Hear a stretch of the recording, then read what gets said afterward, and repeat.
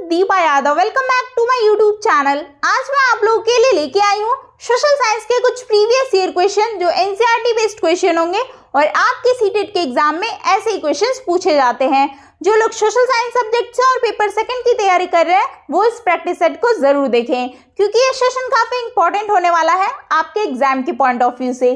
तो वीडियो शुरू करने से पहले अगर आप मेरे चैनल पर नए हैं तो सब्सक्राइब कर ले और बेल आइकन को प्रेस कर दें जिससे नोटिफिकेशन आप तक पहुंच जाए और आप डेली वीडियोस को देख पाएं। तो चलिए जानते हैं कि पेपर सेकंड में सोशल साइंस सब्जेक्ट में किस टाइप के क्वेश्चंस आते हैं। तो देखिएगा, फर्स्ट क्वेश्चन पूछा गया है कि consider the following statement about longitude, मतलब कि देशांतर यामोत्तर के विषय में निम्नलिखित कथनों पर विचार कीजिए। कुछ स्टेटमेंट दिए गए हैं, आपको करेक्ट आंसर बताना है।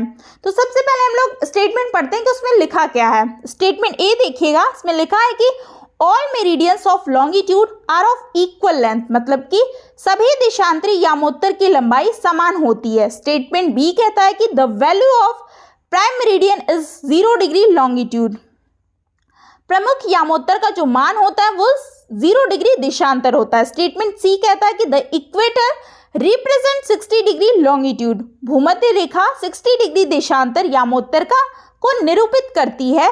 चूज द करेक्ट ऑप्शन, सही विकल्प का चयन कीजिए। ये सारे ऑप्शंस दिए गए हैं, आपको करेक्ट आंसर बताना है। तो इस क्वेश्चन का जो आंसर होगा ऑप्शन नंबर ए हो जाएगा। देखिए, only A and B are true, केवल ए और बी क्या है, सत्य है। देखिए कैसे, स्टेटमेंट ए जो कह रहा है ना कि सभी देशांतरी यामोत्तर की लंबाई क्या होती है, समान होती है, इक्वल होती है, तो ये स्टेटमेंट आपका बिल्कुल सही है। स्टेटमेंट बी आपका कह रहा है ना कि the value of prime meridian is 0 degree longitude, मतलब कि प्रमुख यामोत्तर का जो मान होता है वो कितना होता है, 0 डिग्री देशांतर होता है। तो ये स्टेटमेंट भी आपका बिल्कुल करेक्ट है। और नेक्स्ट स्टेटमेंट जो सी है कह रहा है कि भूमध्य रेखा पर जो 60 डिग्री देशांतर यामोत्तर को निरूपित करती है, तो ये स्टेटमेंट आपका गलत है। ठीक है, मैं आपको इसको समझाती हूँ कि 1 डिग्री देशांतर की जो भूमध्य रेखा पर दूरी होती है ना वो कितनी होती है, 1 डिग्री पर भूमध्य रेखा की जो दूरी होती है वो 111.32 किलोमीटर होती है। कितनी होती है, 32 किलोमीटर। तो ये 1 डिग्री देशांतर की भूमध्य रेखा पर दूरी 111.32 किलोमीटर होती है और 1 डिग्री देशांतर की दूरी तय करने में पृथ्वी को 4 मिनट का समय लगता है। ठीक है, तो ये स्टेटमेंट आपका रॉन्ग है, तो इसलिए आपका जो करेक्ट आंसर हो जाएगा वो ऑप्शन नंबर ए हो जाएगा। स्टेटमेंट ए आपका सही है और स्टेटमेंट आपका बी सही है, तो इसलिए only A and B are true. ठीक है, नेक्स्ट क्वेश्चन देखिएगा, पूछा है कि why is torrid zone receiving maximum heat, उष्ण कटिबंधीय क्षेत्र सबसे अधिक पूछा है, सबसे अधिक ऊष्मा क्यों प्राप्त करते हैं। तो ये सारे ऑप्शंस दिए गए, आपको बताना है। तो ऑप्शन ए है कि because sun is exactly overhead at least once a year in tropical region, मतलब कि क्योंकि उष्ण कटिबंधीय क्षेत्र में कम से कम वर्ष में एक बार सूर्य ठीक सिर के ऊपर होता है। ऑप्शन बी है कि बिकॉज अर्थ इज टिल्टेड, क्योंकि पृथ्वी क्या है, झुकी हुई है। ऑप्शन सी है कि बिकॉज ऑफ अर्थ रोटेशन, पृथ्वी के घूर्णन के कारण ऐसा होता है। और ऑप्शन डी है कि बिकॉज ऑफ अर्थ रिवोल्यूशन, मतलब कि पृथ्वी की परिक्रमा करने के कारण होता है। तो इस क्वेश्चन का जो आंसर होगा ऑप्शन नंबर ए होगा। ऐसा इसलिए होता है क्योंकि उष्ण कटिबंधीय क्षेत्र में कम से कम वर्ष में एक बार सूर्य क्या होता है, ठीक सिर के ऊपर होता है, इसलिए उष्ण कटिबंधीय क्षेत्र में सबसे अधिक ऊष्मा प्राप्त होती है। तो इसलिए ऑप्शन ए क्या हो जाएगा, करेक्ट हो जाएगा। नेक्स्ट क्वेश्चन है, पूछा गया है कि which are the cities connected by golden quadrilateral, मतलब कि कौन से शहर जो है स्वर्ण चतुर्भुज मार्ग द्वारा जुड़े हैं। ऑप्शंस आपका दिया है कि Delhi, Kandla, Chennai and Kolkata. Option B है कि Delhi, Mumbai, Chennai and Guwahati. Option C है Delhi, Mumbai, Chennai and Kolkata. Option D है चंडीगढ़, कांडला और तूतीकोरन। ठीक है, तूतीकोरन एंड गुवाहाटी। तो इस क्वेश्चन का जो आंसर होगा ऑप्शन नंबर सी होगा, दिल्ली, मुंबई, चेन्नई और कोलकाता। ठीक है। ये स्वर्णिम जो चतुर्भुज परियोजना है ना, ये इसकी जो शुरुआत हुई थी वो 2001 में देश के 4 महानगर जो है दिल्ली, मुंबई, कोलकाता और चेन्नई को 4 लेन वाले राजमार्गों से क्या है जोड़ने वाली द्रुतगामी राष्ट्रीय राजमार्ग परियोजना है, और यह परियोजना 2012 में पूर्ण हुई थी। तो इस क्वेश्चन का जो आंसर होगा ऑप्शन नंबर सी होगा। ये आपका दिल्ली, मुंबई, चेन्नई और कोलकाता क्या है स्वर्ण चतुर्भुज मार्ग द्वारा जुड़े हैं। नेक्स्ट क्वेश्चन देखिएगा, पूछा गया है कि choose the correct option of the for the statement given below. निम्नलिखित कथनों के लिए सही विकल्प का चयन कीजिए। ठीक है, तो ये भी स्टेटमेंट वाले ही क्वेश्चन है।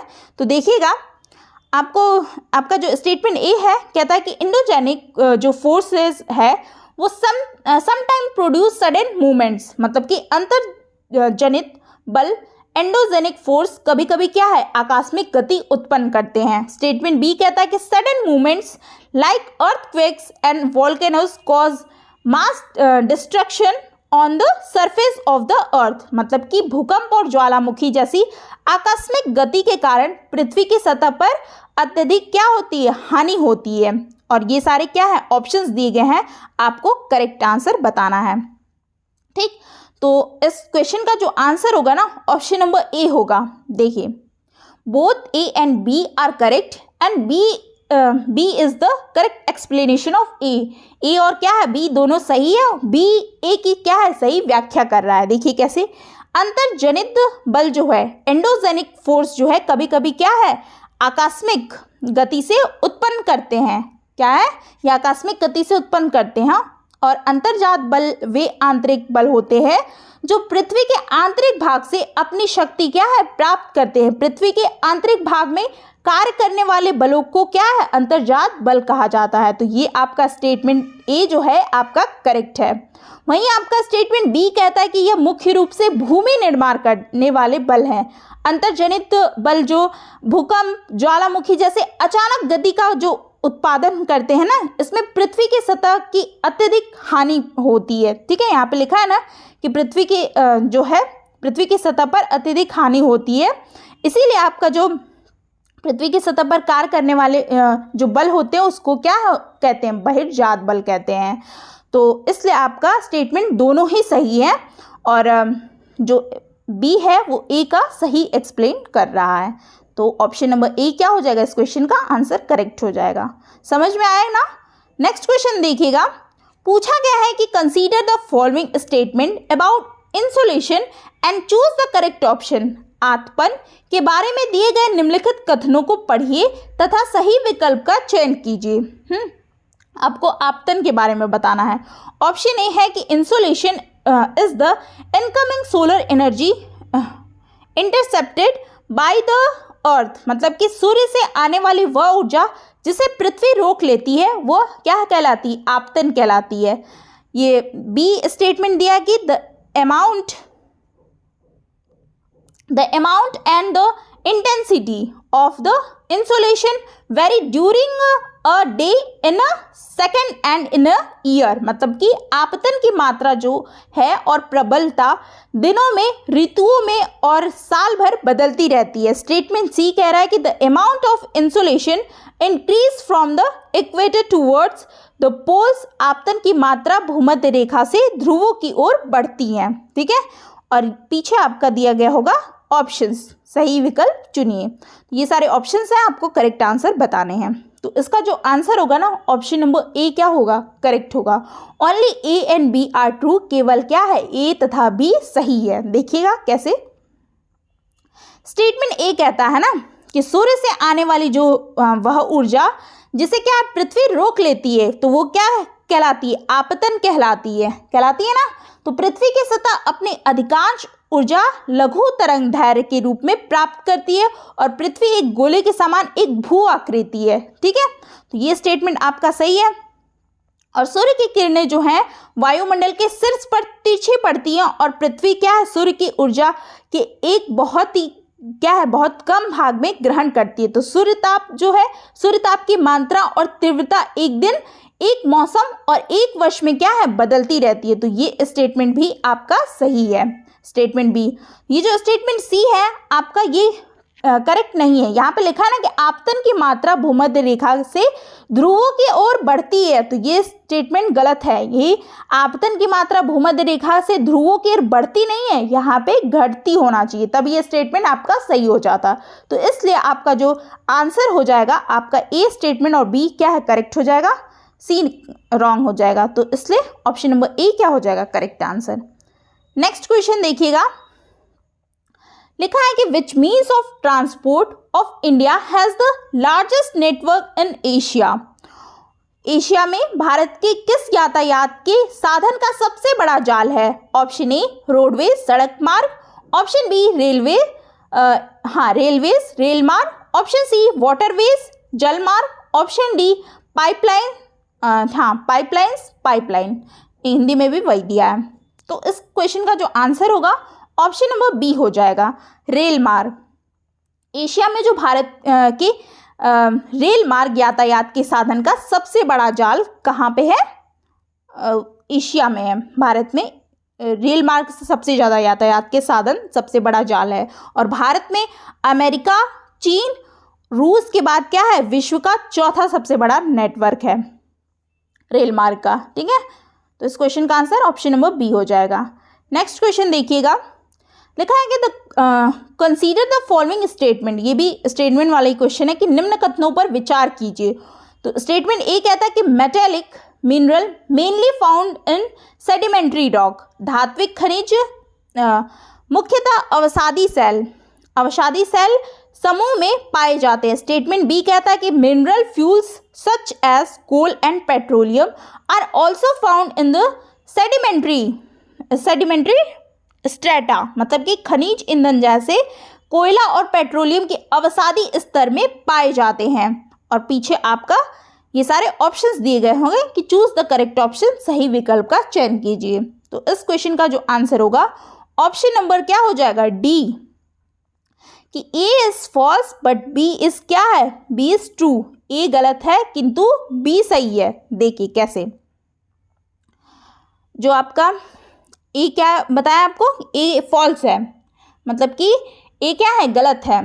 जो धात्विक खनिज होती है ना, धात्विक खनिज मुख्यतः अग्नेय चट्टानों से प्राप्त होती हैं और अग्नेय चट्टानों का निर्माण तप्त एवं तरल मैग्मा के ठंडा होने से होता है। और अग्नेय चट्टान जो होती हैं, अग्नेय चट्टान रवेदार होती हैं, इन्हें प्राथमिक चट्टानें भी कहते हैं और अवसादी तथा रूपांतरित चट्टानें इसमें निर्मित होती हैं। तो इसलिए ये जो स्टेटमेंट है आपका गलत है। स्टेटमेंट बी आपका सही है। ठीक है, इसमें कह रहा है ना कि खनिज ईंधन जैसे कोयला, पेट्रोलियम भी क्या है, अवसादी स्तर इसमें पाए जाते हैं। तो ये आपका सही है। और ये इसका जो निर्माण होता है ना, अवसादी चट्टानों का निर्माण पृथ्वी तल पर अग्नेय व रूपांतरित चट्टानों के अपरदन व निक्षेपण के फलस्वरूप अवसादी चट्टानों के जीवाश्म में जो अधिक मात्रा में पाए जाते हैं। तो इसलिए आपका स्टेटमेंट ए जो है रॉन्ग है और स्टेटमेंट क्या है, बी आपका करेक्ट है। तो इसलिए यहाँ पे ऑप्शन आपका डी क्या हो जाएगा, करेक्ट ऑप्शन हो जाएगा। नेक्स्ट क्वेश्चन है, पूछा गया कि what do we call the row of trees are planted to check the wind movement to protect the soil from erosion। मतलब कि वृक्षों की उन कतारों को क्या कहा जाता है जो मृदा को अपरदन से बचाने हेतु वायु की गति को रोकने के लिए लगाई जाती है। ऑप्शन ए है कि इंटरक्रॉपिंग, मतलब कि अंतरासंयन सस्यन, ऑप्शन बी शेल्टर बेल्ट्स, मतलब कि आश्रय पट्टी, और ऑप्शन सी है कंटूर प्लांटिंग, समोच्च रोपण, ऑप्शन डी है कि स्ट्रिप प्लांटेशन, मतलब पट्टीदार रोपण। तो इसका जो करेक्ट आंसर होगा ऑप्शन नंबर बी होगा, शेल्टर बेल्ट्स, आश्रय पट्टी। जो वृक्षों की उन कतारों की आश्रय पट्टी को कहा जाता है जो मृदा का अपरदन से क्या है, बचाने हेतु वायु की गति को रोकने के लिए लगाई जाती है और इसका उपयोग कृषि भूमि, भवनों, पशुओं को हवा और मिट्टी को कटाव से बचाने के लिए किया जाता है। तो ऑप्शन नंबर बी क्या हो जाएगा, करेक्ट आंसर हो जाएगा। नेक्स्ट क्वेश्चन है, पूछा गया है कि values, beliefs, idea and characteristic passed from one generation to the next is called. एक पीढ़ी से दूसरी पीढ़ी में हस्तांतरित मूल्यों, विश्वासों, विचारों व लक्षणों को क्या कहते हैं? ऑप्शन ए कस्टम मतलब कि रिवाज या रूढ़ी, ऑप्शन बी इथेनिसिटी मतलब कि निर्जातीयता, ऑप्शन सी है कि कल्चर संस्कृति, ऑप्शन डी एसिमिलेशन आत्मसातकरण। तो इसका जो करेक्ट आंसर होगा ऑप्शन नंबर सी होगा, कल्चर संस्कृति। एक पीढ़ी से दूसरी पीढ़ी में हस्तांतरित मूल्यों, विश्वासों, विचारों व लक्षण को संस्कृति कहते हैं। ठीक है, और संस्कृति लोगों के अपेक्षाकृत बड़े समूहों द्वारा साझा ज्ञान की प्रणाली है, और ये एक संस्कृति लोगों के एक समूह के जीवन जीने का क्या है, एक तरीका है। तो इस क्वेश्चन का आंसर ऑप्शन नंबर सी हो जाएगा। नेक्स्ट क्वेश्चन है, पूछा गया है कि which of the following statement is true about democratic government, मतलब कि एक प्रजातांत्रिक सरकार के लिए निम्न में से कौन सा कथन सही है। और ऑप्शंस ये सारे दिए हैं, आपको बताना है एक प्रजातांत्रिक जो सरकार है उसमें से कौन सा कथन सही है। स्टेटमेंट ए देखिएगा, लिखा है कि government has the power to make decision but not to enforce it decision, मतलब कि सरकार के पास कानून बनाने की ताकत तो होती है पर लागू करने की नहीं।